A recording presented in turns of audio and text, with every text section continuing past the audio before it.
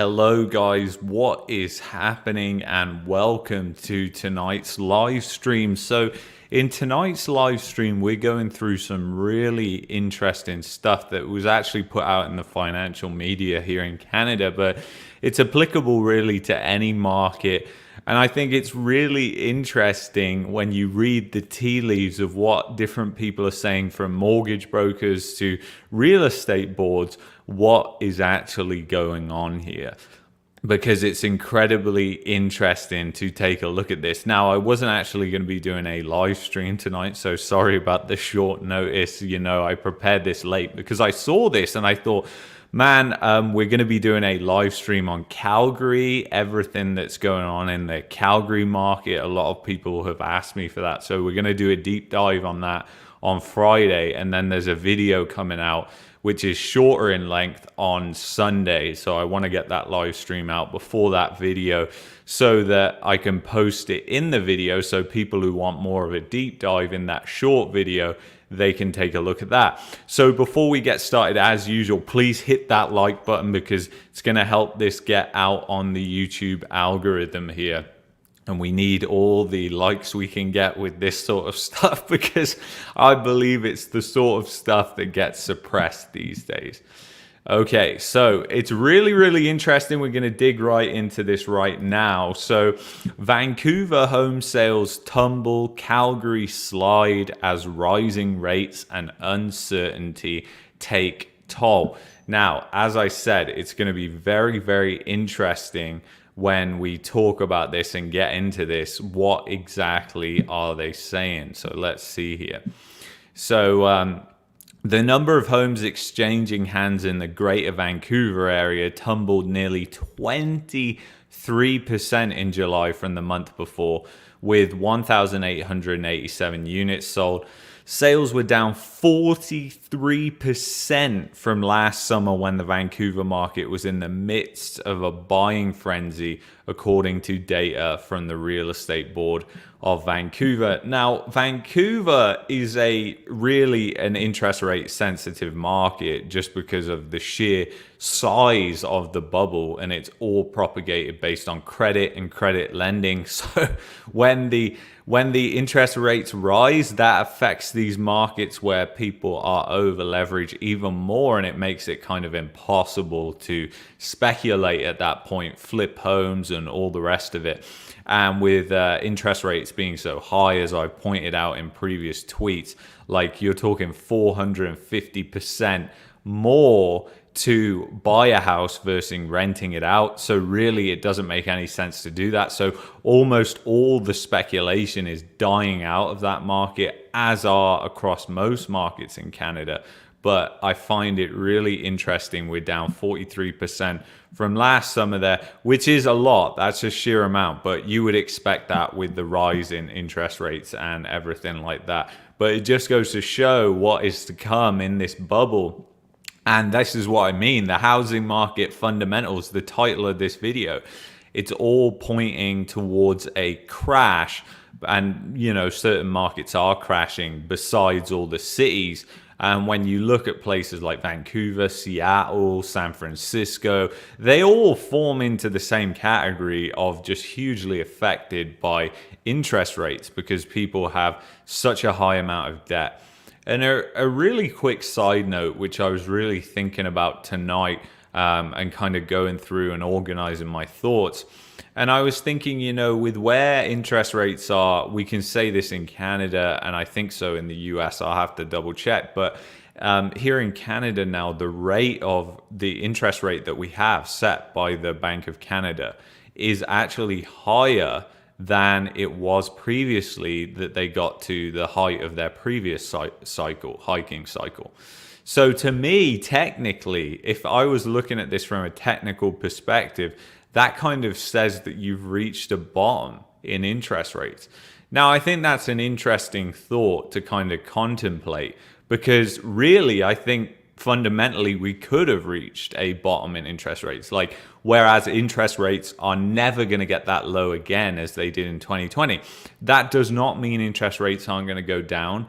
It just means that they're not going to go as low as we saw in 2020, and the next hiking cycle could even go higher, which I think really plays into what is happening, what markets are trying to price in a Fed pivot. It's inevitable at some stage we're going to see the Bank of Canada and the Fed just hold rates due to market conditions, whether that's unemployment spiking in the fall, winter, whatever it is. But at that point, what's going to happen? Could we see inflation skyrocket at that point? Because we're going to likely see disinflation that is so likely to come at some stage or another.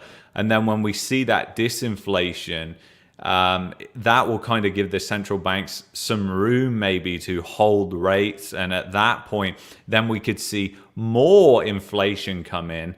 And then what's going to happen? Could rates go even higher? Could the Federal Reserve have even dropped rates by that point because we've had a catalyst, and then inflation goes higher and then they have to hike them even more?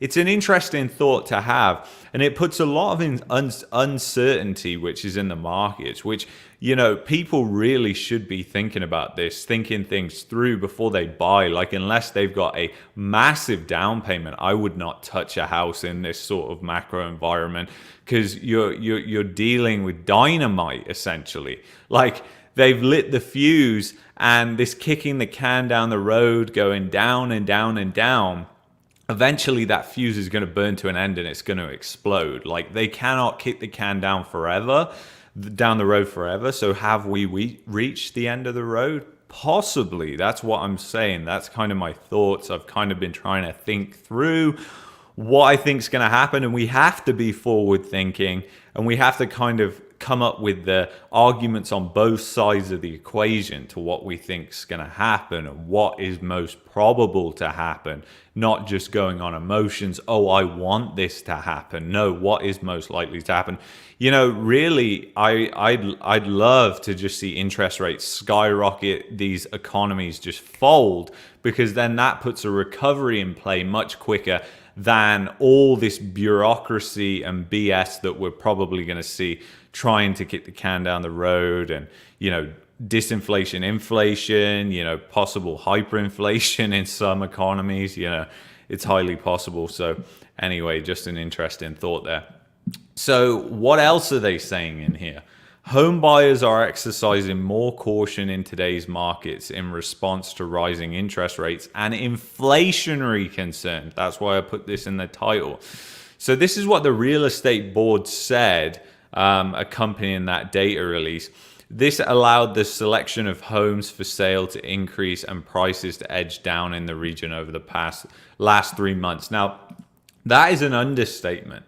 And really, you have to read through the tea leaves, because this is the president or the chair of a real estate board. And you can basically think of real estate boards as essentially unions for realtors and real estate agents and people in the real estate industry. So they're always going to make things try and look better than they actually are. And really, I think it's interesting because we're now at a point where, they cannot hide it any longer. Like, we're about to see housing prices most likely, obviously nothing's a certainty, there's only probabilities, but in this case it looks very likely that this month a lot of markets year-over-year growth of housing prices is going to go negative.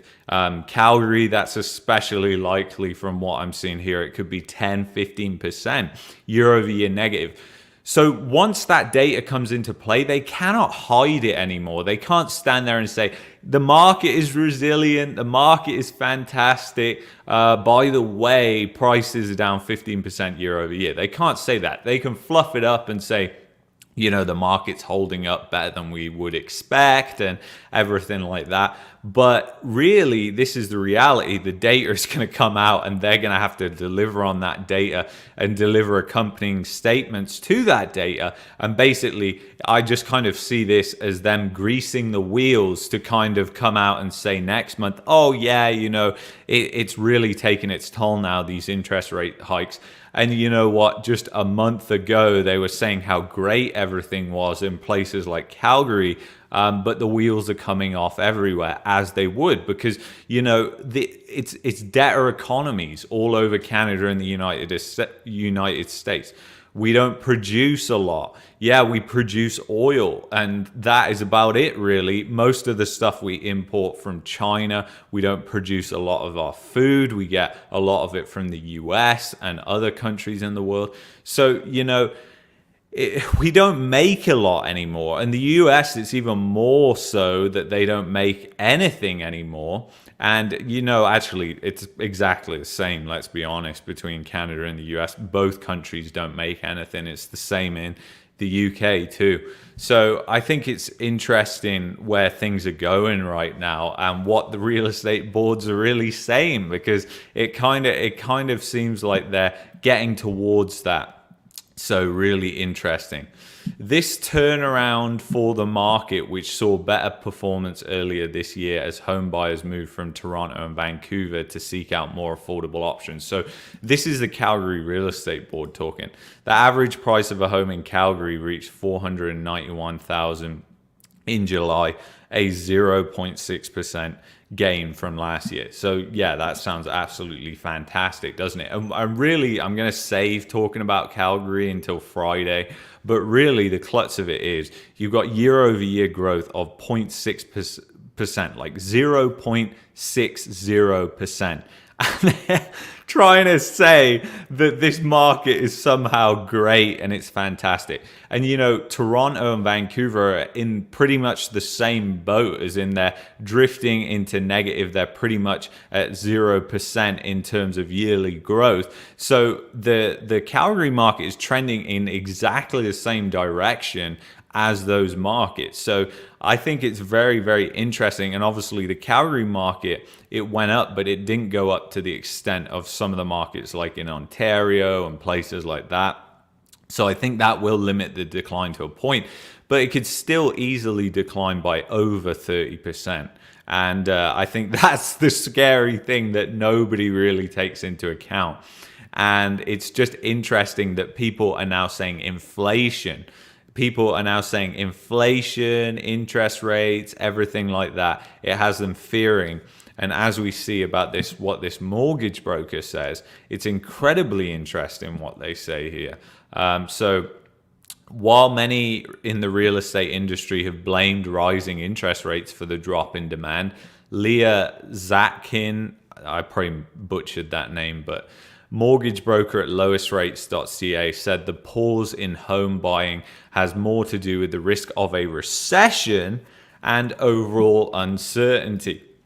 So isn't that interesting that you've got now this fear coming into the mix of people fearing a recession? Why is that? We're in this booming economy, guys. The economy is fantastic right now. What are these people talking about? I am being sarcastic, by the way, if you didn't get that. But the thing is, guys, we're already in a recession. Whether you choose to accept that is really no concern of mine, and I don't really care. You can be in denial about it. You can't. But most of us know on this channel we're already in a recession. The way the GDP numbers work is they deflate the GDP numbers by the CPI number. Now, if the CPI number is vastly understating inflation, then that vastly overstates the amount of GDP that it looks like you're producing in a country. So, you've got inflation, which is, as we can see from shadowstats.com. And if you haven't seen that, we've gone through it many times on here, but go check it out. Fantastic website where they basically show the US 1980 CPI, 1990 CPI. But you can just see how much it's changed and how much it understates inflation. And the same things and changes have happened in Canada as well. So you can pretty much double the rate of inflation to get closer to what it would have been measured as in the 1980s, which is by no means the best model and completely accurate either, because inflation is highly personal. But it's more accurate than the CPI-U, which they currently use. So if you double it and let's say it's 20% inflation, We are deep in a recession, guys, right now. And unemployment always lags, and this isn't the first time that they've tried to rewrite the meaning of recession.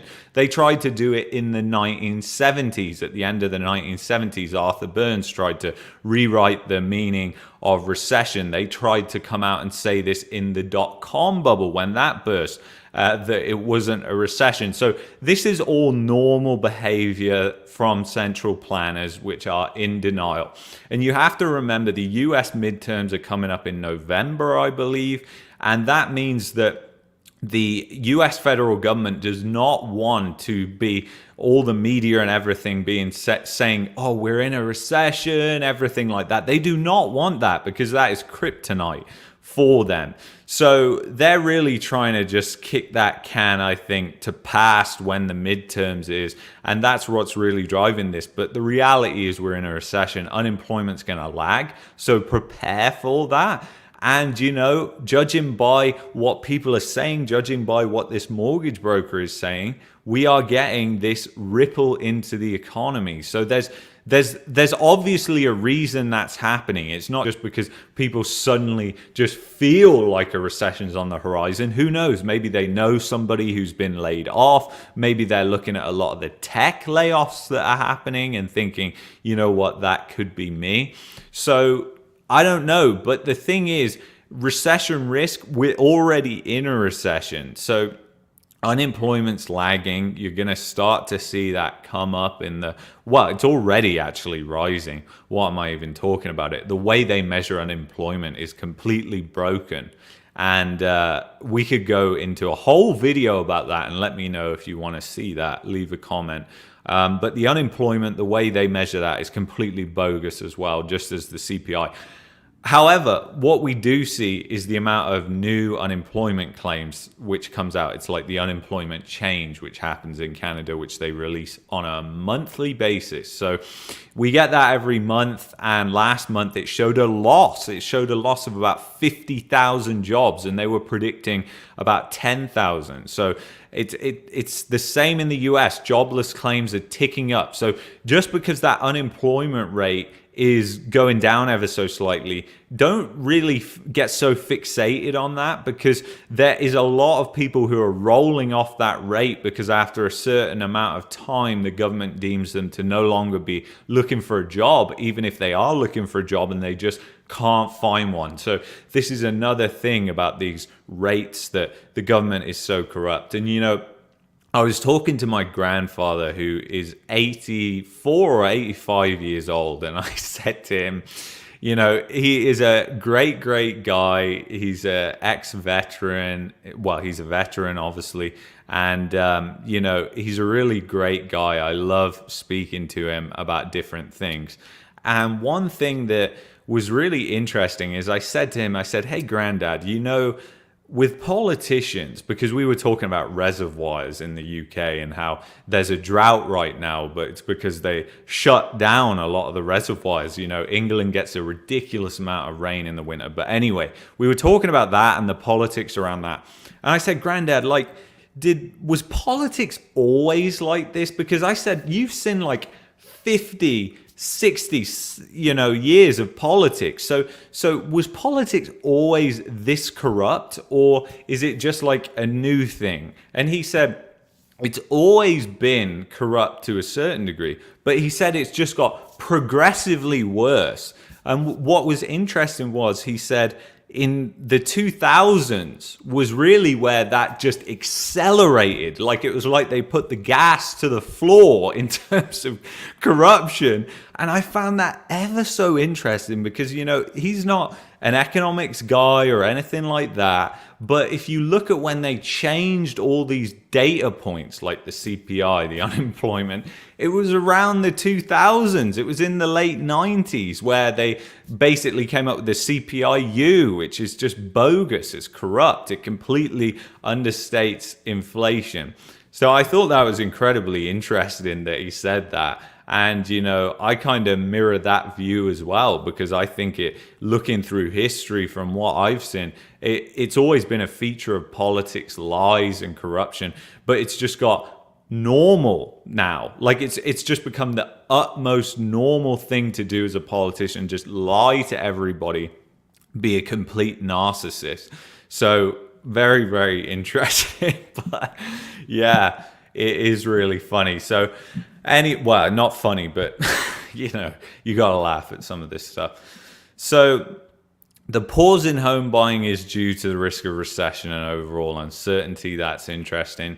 You have to be cautious in assuming that a Bank of Canada overnight rate increase is really impacting the entire market, and I don't think that's really what's causing people's hesitation, Zatskin said.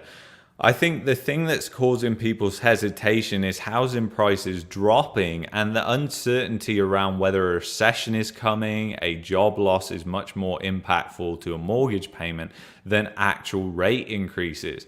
So that's very interesting, isn't it? Because that is so true. Like they hit that nail on the head there, because job losses are really much more impactful to a mortgage payment and the overall housing market than interest rates. And this is what I said to you guys. I said, you don't have to be so much as more fixated on the interest rate portion, because even if they backpedal on that, the likelihood reason why they're going to be backpedaling is because unemployment is rising, and unemployment is like kryptonite for the housing market. So that is just going to make the housing market even worse. Like, so all these people who are holding out right now, and there is tons of them, there's tons of people holding out, and all these people, they could possibly end up in this fear type scenario. And this is how you can kind of see, as it happens, as this thing unravels,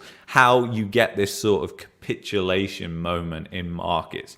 Because you've got all these sellers holding off. Well, they obviously have a reason to sell. So there's only a certain amount of time that they can hold off for.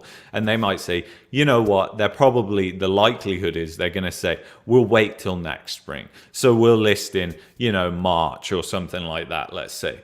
So as I told you guys, likely we're going to see unemployment really start to rise throughout the fall and winter. So what kind of position does then that put all those people in fall and winter who are waiting for that better market to come, and all they're now hearing about is unemployment, and maybe they even lose their job themselves? What is that going to do to the market, And that's what I talked about in today's video about fear. Fear comes in different forms, but really it starts a long ways before you actually think. So people are actually baking fear into themselves by waiting right now, because now they're putting extra pressure on themselves that they're going to need to sell in a quicker time period in the future, quite possibly.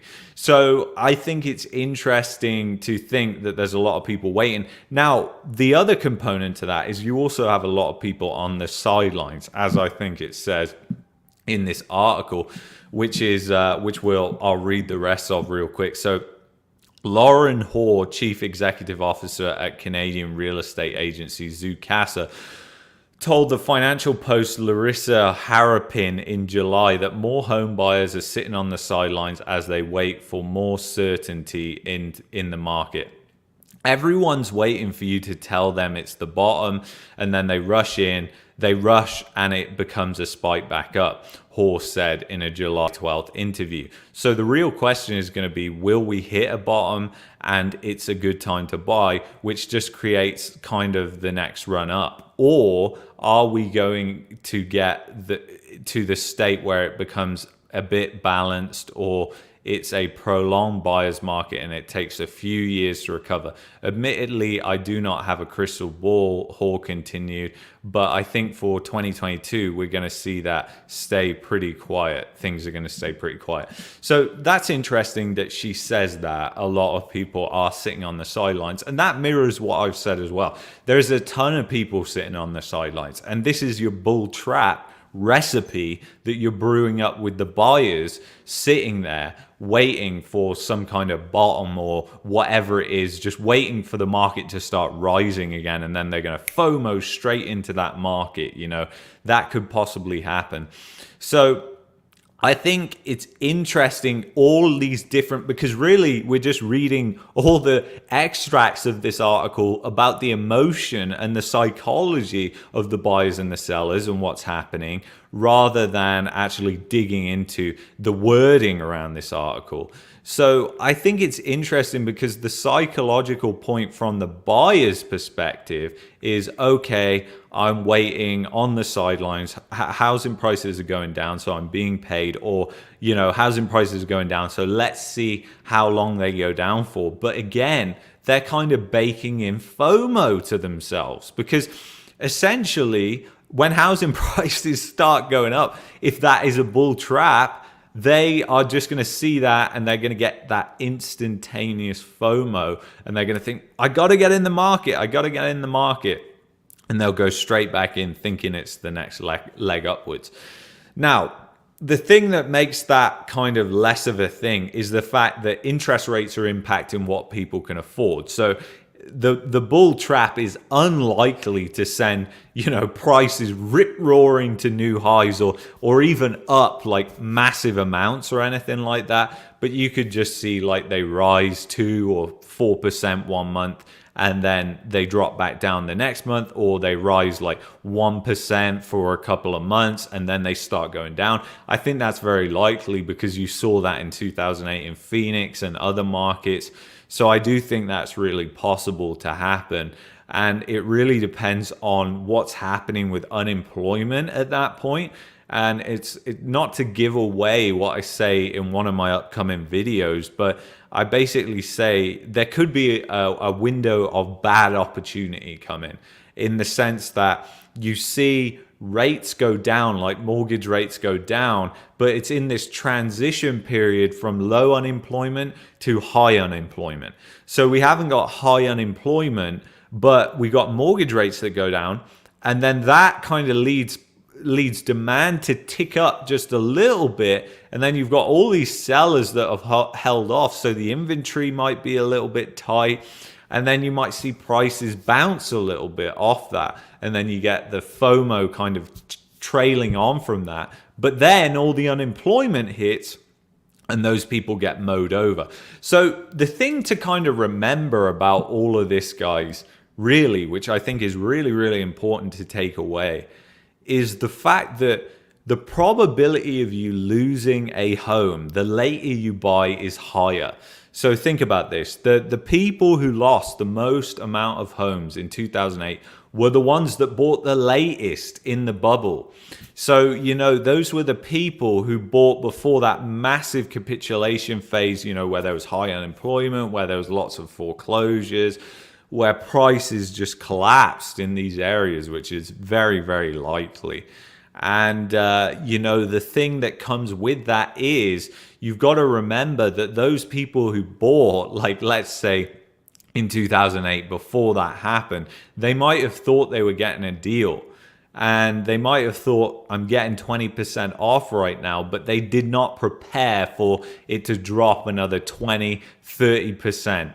And that is the real thing that people aren't factoring in. And that's why I said, like, unless you're putting more than 50% down, I would really not, like, in my opinion, this isn't financial advice, I wouldn't be looking at participating in this market. And really, I'm just an observer, because I don't plan on buying a house in Canada. I'm never going to buy a house in Canada under the Trudeau government, never.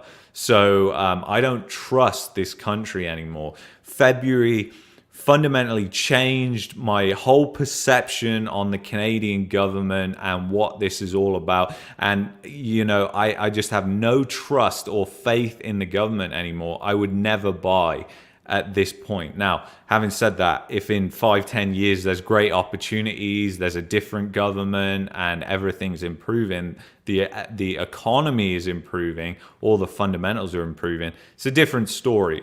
But I'm never going to buy into this market. So I'm really just observing. Like, I have no emotion. I'm not looking at Calgary as a place to buy, as I'm not looking at anywhere in Canada as a place to buy. And I think that's important, because most people who observe the real estate market are doing it from a place of bias. Like, they're either wanting to buy a house, or they're either working for the real estate industry in some form or another, or depend on work from asset prices rising. So I think that's really important, you know, because I really just look at things from a really neutral perspective. And I look at both sides of the argument, you know, and I really am not seeing anything at the moment that suggests that housing prices are going to suddenly explode. It's quite the opposite. It's suggesting that there's going to be some kind of a capitulation / crash phase in this market, which I think is a given considering bubble phases and being in that denial phase like we're in right now. There's a reason that denial phase is up and then it crashes right back down. So I think that's key to note. So anyway, guys, I really hope that you enjoyed tonight's live stream. I hope you have a fantastic night, and I will be back here on Friday, 6 p.m. Mountain Daylight Time, to do this deep dive into the fundamentals of the Calgary market. Nobody has done it, so I feel like it's my duty to do that deep dive before the video that comes out on Sunday. So anyway, guys, please like the video if you've enjoyed this. It greatly helps get it out on the YouTube algorithm. And I will see you guys in the next one. Take care of yourself.